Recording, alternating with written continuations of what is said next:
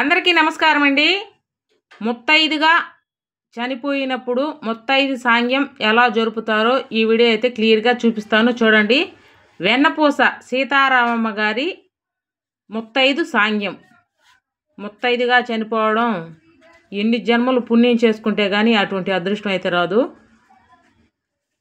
అలాగా పీఠం వేసి గుడి దగ్గర నుంచి సాంగ్యం అయితే పుట్టింటి వారు పెళ్ళప్పుడు అమ్మాయికి ఎలాగైతే సాంగ్యం తెస్తారో అలాగా పుట్టింటి వారు సాంగ్యం తెచ్చి గుడి దగ్గర అయితే పెడతారు.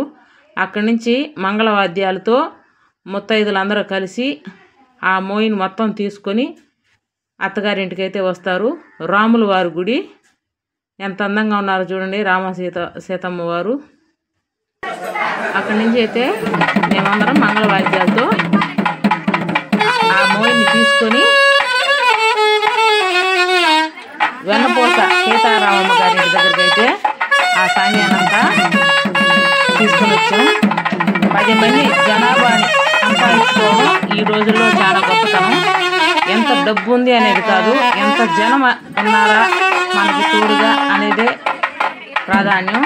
చూడండి ఎంతమంది ఆడవాళ్ళు ముత్తైదులు అందరూ కలిసి ఆమెకి పసుపు కుంకాలు మంగళవాద్యాలతో ఆమెకైతే సాంగ్యాన్ని జరపడానికి ఊరు వారంతా బంధువులంతా కలిసికట్టుగా ఆ కార్యక్రమాన్ని జయప్రదం చేస్తున్నారు. ఇలా ఈ మోయిని తీసుకొని ఇంటి దగ్గరికి అయితే వెళ్ళాము. ఒక బ్రాహ్మణ ముత్తైదుని తీసుకొని వచ్చి ఆమె నిదానంగా నీట్గా అయితే అందరి చేత మోయిని తీసుకునింది. బ్రాహ్మణ ముత్తైదుని తీసుకుని వచ్చి ఆమెని ఆ ముగ్గులో ఒక పీట వేసి 10 మంది ముత్తైదులు 9 మంది కానీ 5 మంది కానీ అక్షంతలు వేసి ఆమెను కూర్చొని పెట్టి పసుపు కుంకుమ పూలు గాజులు మెట్లు చెప్పులు తాళిబొట్టు ఇలాగా పెళ్లి కూతురులాగా ఆమెని శుభ్రంగా అలంకరించేసుకునింది. ఎటువంటి కోపం లేకుండా అందరికీ అనుకూలంగా తెలియని విషయాలన్నీ చెబుతూ నీట్గా అయితే ఆ బ్రాహ్మణ ముత్తైదు గారు శుభ్రంగా రెడీ చేయించుకున్నారు. ఇలాగ చాట్లకి ఇంటులాగా గీసి పసుపుతో బొట్లు పెట్టి అలంకరించాలి. ఎందుకంటే అవి మోయినిచ్చేదానికి ఫస్ట్ పెద్ద ముత్తైదులు అయితే తీసుకుంటారు, తర్వాత చిన్నవాళ్ళు అయితే తీసుకుంటారు. అలాగా 2 చాట్లకి ఇంటులాగా పసుపు మార్కేసి కుంకుమ పెడతారు. ఆమెకి పెళ్లి కూతురులాగా రెడీ చేయాలన్నమాట. తాళిబొట్టు కట్టి పూలమాల మార్చి మెట్లు దొడిగి పూల జడ వేసి పూలమాల వేసి అలా శుభ్రంగా అన్నీ అయితే చెప్పి చేయించుకునింది. ఒడిబాల బియ్యం కూడా కట్టాలి. తెల్ల టవల్ తీసుకొని దాంట్లో బియ్యం తాంబూలం జాకెట్టు ఎండు కొబ్బరి గిన్నె పాటుగా అన్ని ఒడిబాల బియ్యం సామాన్యులు తెచ్చి ఆ టవల్ అయితే మూట పెట్టి ఆ ఒడిబాల బియ్యం పెడతారు. పెళ్ళప్పుడు ప్రతి ఆడబిడ్డకి చేసే సాంగ్యం అనేది. ఇలా శుభ్రంగా పసుపు తీసుకొని పారాన్ని బొట్టు పెట్టించుకొని అయితే నీట్గా పెళ్లి కూతురులాగా అలంకరించుకునేది. కొత్త చీర శుభ్రంగా కట్టుకొని రెడీ అవుతుంది. ఇలాగ పుట్టింటి వాళ్ళ సాంగ్యం అది. వెన్నపూస సీతారామమ్మ గారి పుట్టింటి వాళ్ళు తెచ్చిన సామాను అని వాళ్ళ వదిన గారు అయితే ఆ బ్రాహ్మణ ముత్తైదుని నీట్గా పసుపు కుంకుమలతో పూలతో గాజులతో మెట్లు కొత్త చెప్పులు పూలమాల అన్నీ అయితే చేశారు. ఆమె కూతురు నాగేశ్వరక్క ఇలాగైతే నీట్గా గాజులు దొరుకుని అందంగా అలంకరించుకుంది. అందరూ ముత్తైదులు కూడా తాళకి పసుపు పూసి మెళ్ళలో పసుపు తాడు వేసి దీర్ఘ సుమంగళి భవ దీర్ఘాయుష్మా భవ అని ఆ బ్రాహ్మణ ముత్తైదు ప్రతి ముత్తైదుని ఆశీర్వదించింది. ఇలాగ కొబ్బరి పెట్టి తలదూరి అద్దంలో ముఖం చూసుకొని నేను పెట్టిన అలంకరణ నీకు నచ్చిందా లేదా లేదని 3 times అడుగుతుంది.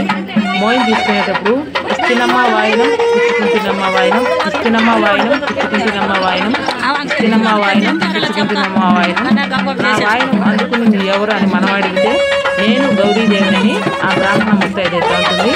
ఇలాగ 3 సార్లు అనిపించుకొని ఆ మోయిని తీసుకుంటుంది. మోయిని తీసుకునేటప్పుడు ఇంటి చేతులతో అయితే బ్రాహ్మణ ముత్తైదు దగ్గర తీసుకోకూడదు. ఎవరికి తోచినంత దక్షిణ తాంబూలం పెట్టమనింది. ఆమె ఇంత డబ్బులు అనేది అయితే డిమాండ్ చేయలేదు. నీట్గా చిన్న జడైనా పూల జడ బాగా కొందరైతే పసుపుతారు. ఈ బ్రాహ్మణ ముత్తైదు గారు అయితే ఆ అటువంటిది ఏమీ లేకుండా నీట్గా అలంకరించుకుంది. ఇప్పుడు ఆ చాట్లో కూడా మోయిన పెట్టాలి. మన కొడుబాలు బియ్యం ఎలాగైతే పెట్టారో అలాగే ఒక జాకెట్, తాంబూలం, ఎండు కొబ్బరి గిన్నె, కాటుకు బరిన, అద్దము అవన్నీ వేసి గాజులు, దక్షిణ, తాంబూల, పూలు అన్నీ పెట్టి ఆ ఒడిబాల బియ్యాన్ని అయితే కట్టి అంక పెడతారు. ఆ చాట్లో కూడా అలాగే మోయిన పెడతారు. ఇప్పుడు పుట్టింటి వారి సాంగ్యం మొత్తం అలా పెట్టి చాట్లో అత్తవారిది, పుట్టినింటి వాళ్ళది, అత్తవారిది 2 మోయిన్లు అయితే పెడతారు చాట్లో. అలాగే పెట్టిన తర్వాత ఈ మోయిన్లు తీసుకొని సాకల వాళ్ళు వచ్చి అక్కడ చీరలు పరుస్తారు. ఆ చీరలు పరిచి ఆ బ్రాహ్మణ ముత్తైదు దాంట్లో అయితే నడిచి బయటికి బయలుదేరుతుంది. అప్పుడు ఈ వెన్నపూస సీతారామ గారి భర్త వచ్చి సీతారామ సీతారామ సీతారామ అని 3 సార్లు అయితే పిలుస్తాడు. ఆ బ్రాహ్మణ ముత్తైదు పలకకుండా నేరుగా ఇప్పుడు మంగళవాద్యాలతో ఆ బ్రాహ్మణ ముత్తైదుకి కాళ్ళు అయితే కొడుతున్నారు.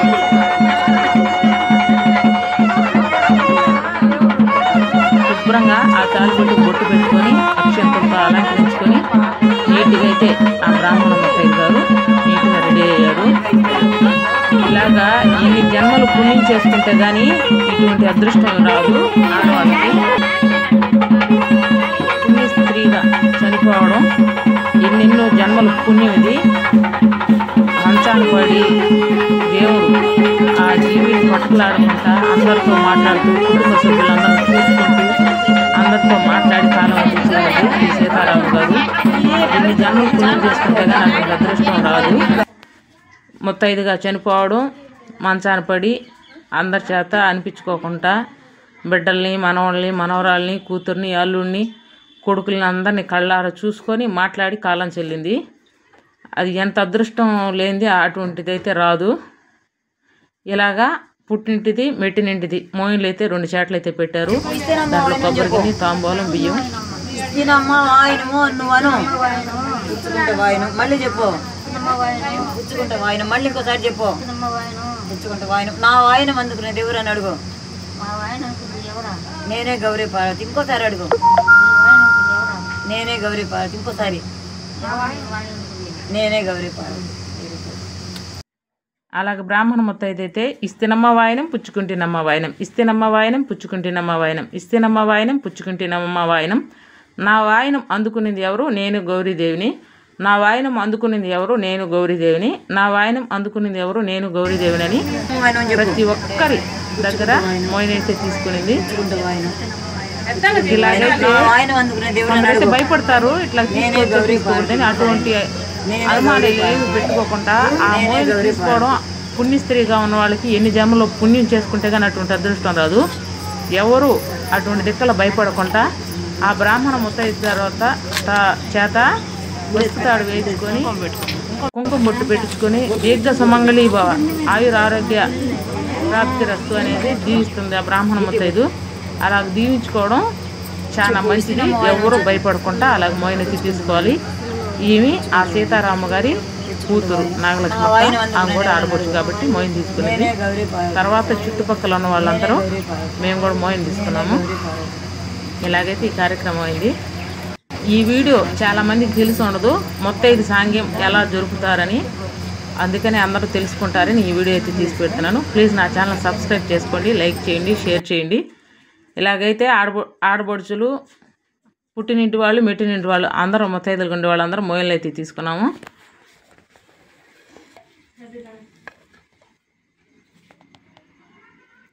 త్వరగా కానివ్వండి అని మంగళవాళ్ళు తొందరగా పెట్టే మంగళ వాయిద్యాలు తొందరగా చేయమనేసరికి త్వరగా అయితే అందరం అయితే మోయిన్ తీసుకున్నాము. నడగవాకులు అంటారు. అది చాకలి వాళ్ళు, పని బాటల వాళ్ళు అంటారు కదా. ఇటువంటి వాటికి వాళ్ళు చాలా ఇంపార్టెంటు. నడగవాకులు పరిచి ఆ నడగవాకుల మీద ఆ బ్రాహ్మణ ముత్తైదు నడుచుకుంటూ ఊరు బయట దాకా వెళ్తుంది. ఆమెని నడగవాకుల మీద పూలు, తోమలపాకులు, పసుపు, కుంకుమ అలాగ చల్లుకుంటూ ఆ బ్రాహ్మణ ముత్తైదుకి పైన ఒక దుప్పటి పట్టి ఆమె నీట్గా అయితే ఊరు బయట దాకా సాగనంపాము మంగళ వాయిద్యాలతో. అందరూ కలిసి ఊరి వాళ్ళు, బంధువులు అందరూ కలిసి ఇందుకు 10 మందిని సంపాదించుకోవాలి అని పెద్దవాళ్ళు ఊరికే అనలేదు. ఎన్ని డబ్బులు సంపాదించుకోవడం అనేది కాదు, 10 మంది జనాభా ఉన్నారా లేదనేది ప్రాధాన్యం. అందరూ కలిసి ఆ బ్రాహ్మణ ముత్తైదుని ఊరు బయట దాకా మంగళవాద్యాలతో నడగాకుల మీద నడిపించుకుంటూ ఆమెని పంపించాము. ప్రతి ఒక్కరికి పసుపు తాడేసి దీర్ఘ సుమంగళీ భవ ఆయుర ఆరోగ్య ప్రాప్తిరస్తనైతే ప్రతి ఒక్కరిని దీవించింది. ఆమె బ్రాహ్మణ ముత్తైదుకి చాలా ధన్యవాదాలు. ఎందుకంటే ఓపికగా నిదానంగా చెప్పి అందరినీ ఆశీర్వదించింది. అలాగ చెరుగు పైడి చెరుగు ఆ బ్రాహ్మణ ముత్తైది ఇక్కడ మోయిన్ తీసుకునే వాళ్ళు ఇద్దరు అలాగ పెట్టుకొని అయితే మోయిన్ తీసుకోవాలి. మోయిన్ తీసుకుని ప్రతి ఒక్కరూ దక్షిణ అయితే పెట్టాలి. ఆమె ఇంత అని డిమాండ్ చేయలేదు, ఎవరికి తోచినంత వాళ్ళు అయితే పెట్టారు.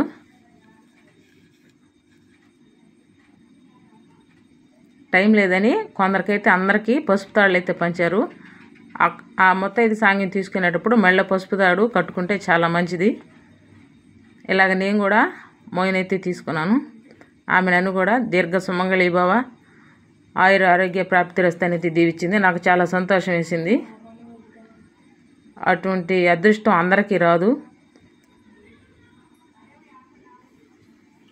ఇస్తేనమ్మ వాయనం పుచ్చుకుంటేనమ్మ వాయనం, ఇస్తేనమ్మ వాయనం పుచ్చుకుంటేనమ్మ వాయనం, ఇస్తేనమ్మ వాయనం పుచ్చుకుంటేనమ్మ వాయనం.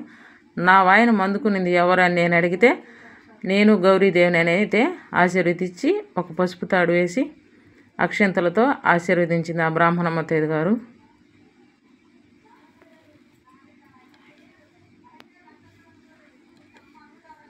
కుమారక్క, నాలక్ష్మక్క, కోమల, మా ఊరి వాళ్ళం మేమైతే మమతక్క వీళ్ళందరూ తీసుకున్నాము. అక్కడ కొందరైతే నాకు తెలీదు, ఆ ఊరి బంధువులు అయితే కొందరు తీసుకున్నారు.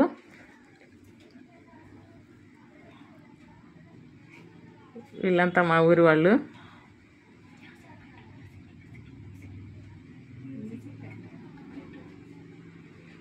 ఇప్పుడు కోమల అయితే మోయిన్ తీసుకుంటుంది.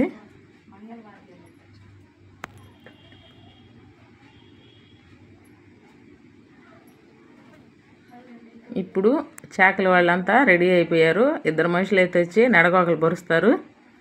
మంగళ వాయిద్యాలతో ఆమెనైతే సాగనంపుతాము. అప్పుడు కూడా పుట్టినింటి వారి కట్నం మెట్టినింటి వారి కట్నం అని వాళ్ళు తాంబూలం పెట్టమంటారు నడగోకల మీద. అలాగైతే పెడతారు. వెన్నపూస సీతారామమ్మ గారి ముత్తైదు సాంగ్యం చాలా బాగా అయితే జరిగింది. కార్యక్రమానికి ఎటువంటి ఆటంకాలు లేకుండా అందరూ అయితే దక్షిణ తాంబూలాలు చూడండి ఎంతైతే పెట్టారో. ఓపికగా అయితే ఆమె కూడా మోయిన్ తీసుకొని ఆ దక్షిణ తాంబూలాన్ని మళ్ళించుకొని ఆ బ్యాగులు అయితే పెట్టుకునింది. ఆమెకి పోయేటప్పుడు మోయిన్ కూడా ఇవ్వాలి. కూరగాయలు, ఎండుమిరపకాయలు, చింతపండు, బియ్యం అటువంటి ఆమెకి సరిపడా సరుకులను అయితే మోయిన్గా కట్టి ఆమెకి ఇస్తే ఆమె తీసుకొని అయితే బయలుదేరుతుంది.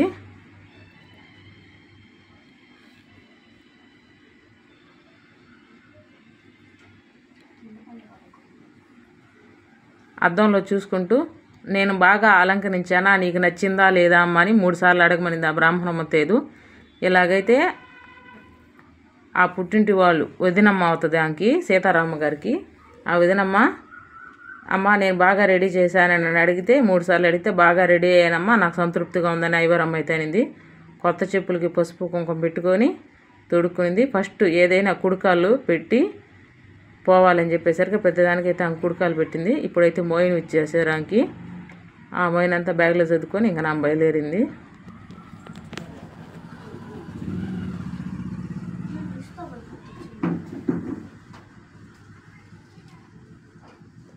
ఒడిబాల బియ్యం మనం పెళ్ళప్పుడు నడుము కట్టుకొని పెళ్లిపెట్టలు అయితే ఎక్కి పెళ్లి జరుపుకుంటాం. ఆమె కూడా అలాగే పైట కొంగులో ఒడిబాల బియ్యం పట్టుకొని పూలమాల వేసుకొని కుడుకాలు ముందు పెట్టి పూల జడ వేసుకొని అయితే బయలుదేరింది.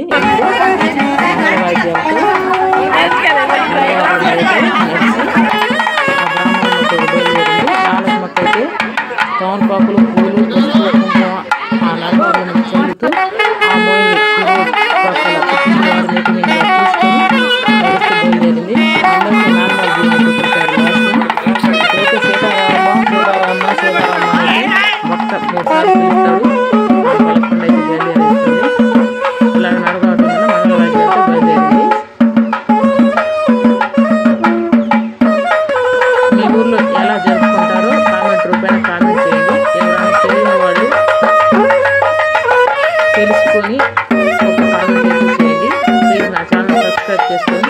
లైక్ చేసి షేర్ చేయండి.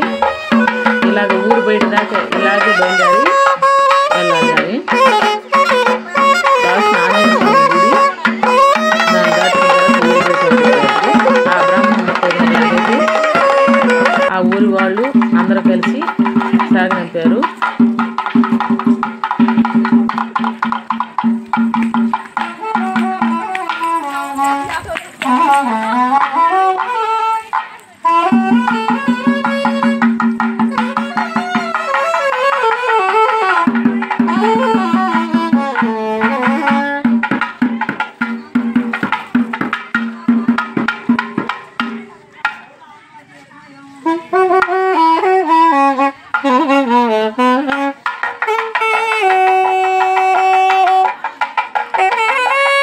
ఎండపూస సీతారామమ్మ గారి ముత్తైదు సాంగ్యం ఎలా జరిగిందో చూసి కామెంట్ చేయండి, షేర్ చేయండి, లైక్ చేయండి, సబ్స్క్రైబ్ చేయండి.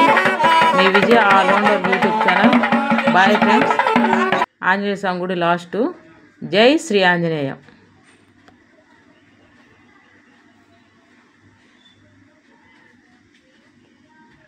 Okay friends, bye. తప్పకుండా ఒక లైక్ అయితే చేయండి.